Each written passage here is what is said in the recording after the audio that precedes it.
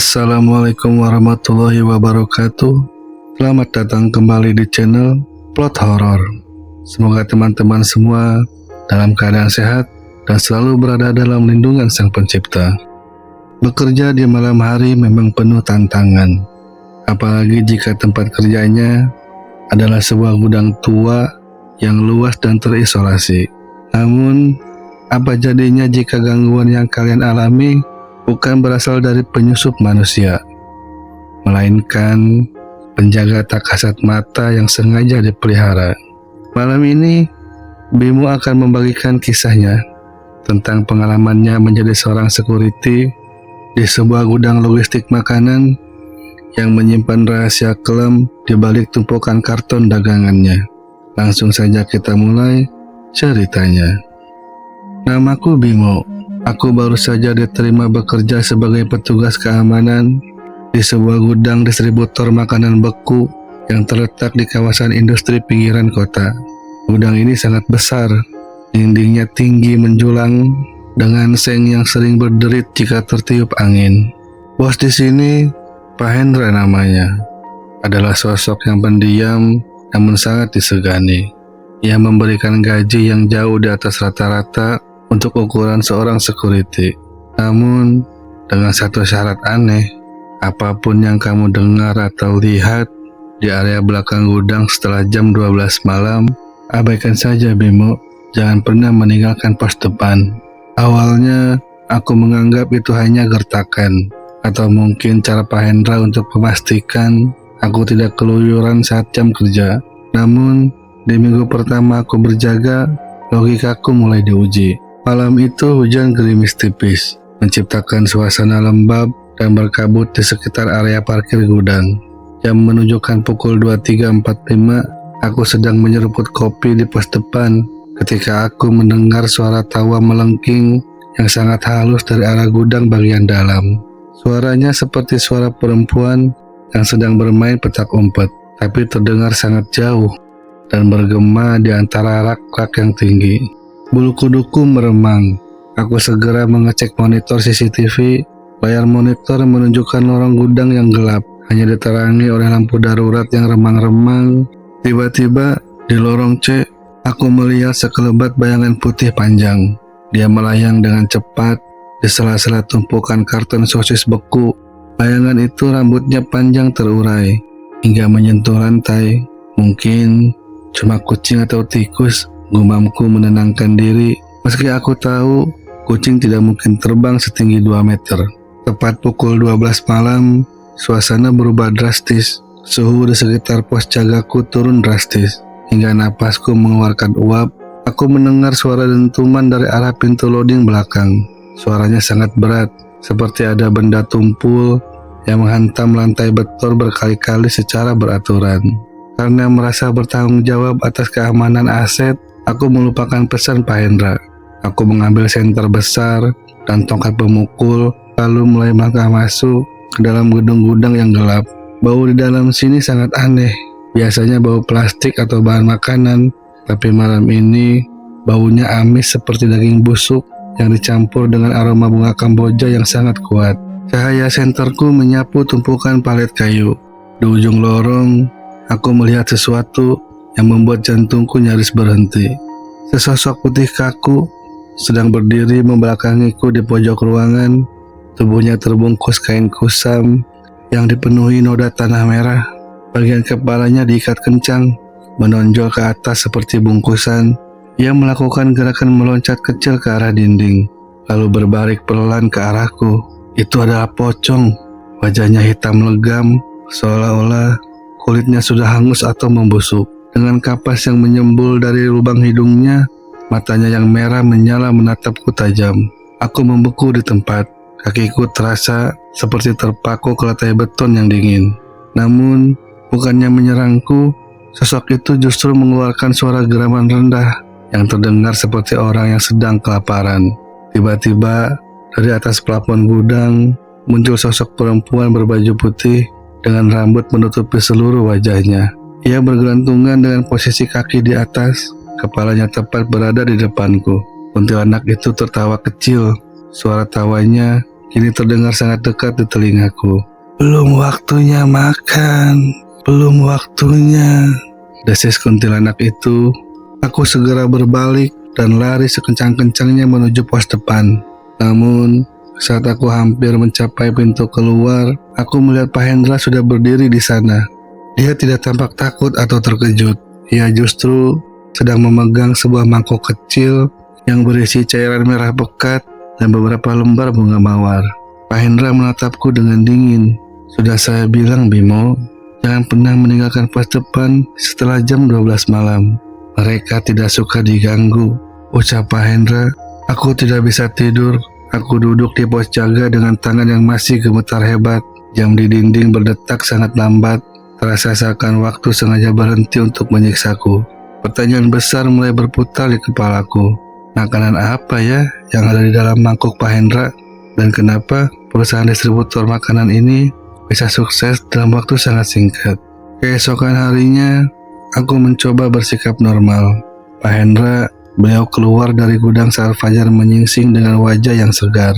Seolah-olah ia baru saja bangun dari tidur yang nyenyak. Ia menepuk bahuku pelan. "Bimo, kamu orang jujur. Tetaplah di sini.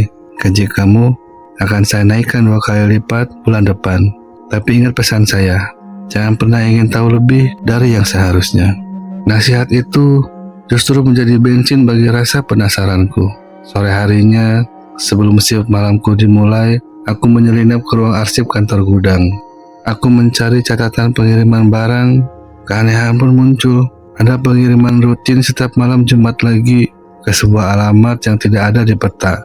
Dan barang yang dikirim selalu tertulis sebagai daging segar tanpa label. Padahal gudang ini hanya mendistribusikan sosis dan bakso kemasan. Malam kedua kembali tiba. Kali ini aku tidak lagi membawa senter kecil. Aku memasang sebuah kamera tersembunyi berukuran mini di lorong C, tempat di mana aku melihat bayangan putih itu sebelumnya. Aku ingin tahu apa yang sebenarnya terjadi saat Pak Hendra masuk ke dalam sana. Tepat pukul 12 malam, suasana kembali mencekam. Kabut tipis mulai merayap masuk lewat celah-celah ventilasi gudang. Aku memantau lewat layar ponselku yang terhubung ke kamera tersembunyi. Dari layar itu, aku melihat Pak Hendra kembali masuk membawa mangkuk yang sama. Namun kali ini ritualnya lebih jelas. Pak Hendra berdiri di tengah lorong C. Ia mulai merapalkan sesuatu dalam bahasa yang tidak ku mengerti.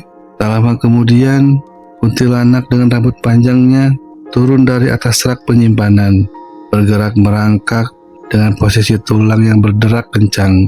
Di belakangnya ada sosok pocong muncul dengan cara yang tidak masuk akal.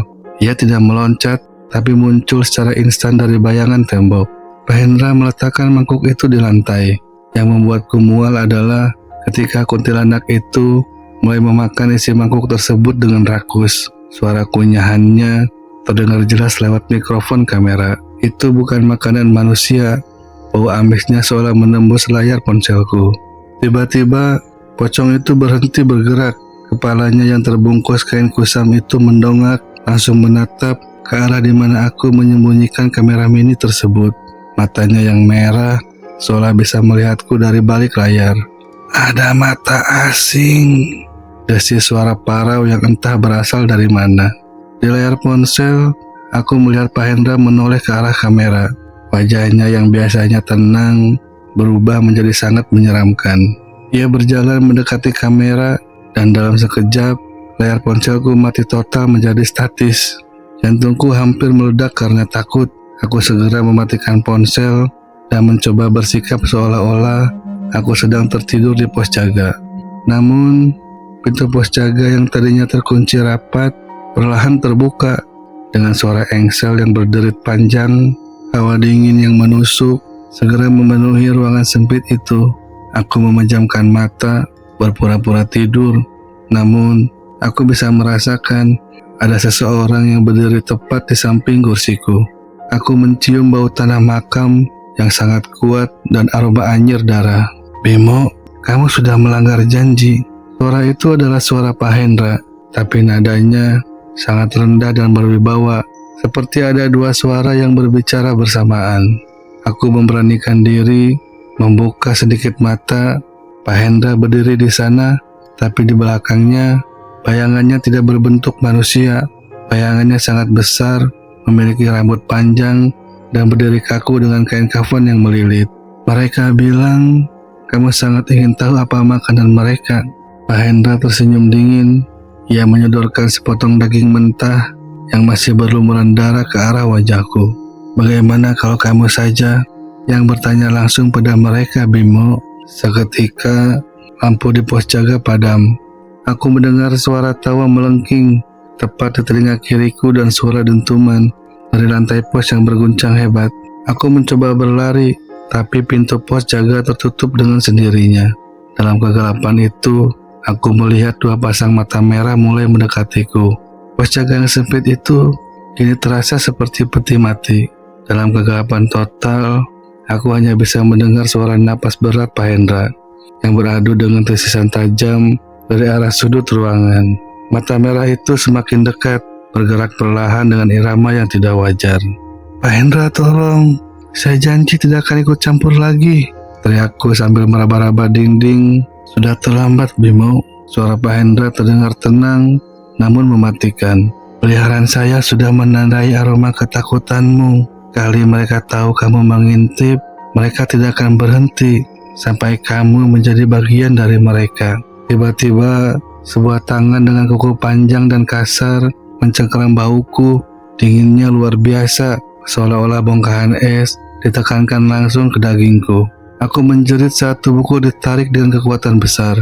Menembus pintu pos jaga yang tak bagaimana kini sudah terbuka lebar menuju ke arah dalam gudang yang gelap gulita.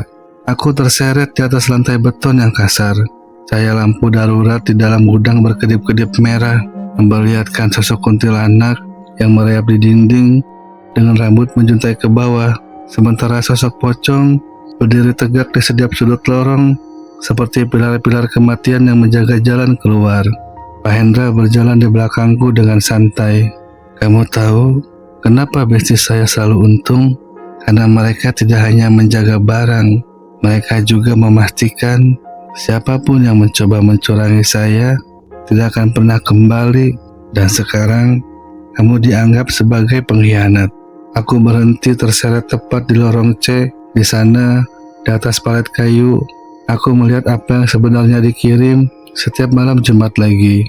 Bukan daging hewan, melainkan kain-kain kafan bekas yang masih berlumuran tanah makam, kumpulkan untuk memberikan energi pada makhluk-makhluk ini. Sosok pocong itu meloncat mendekat.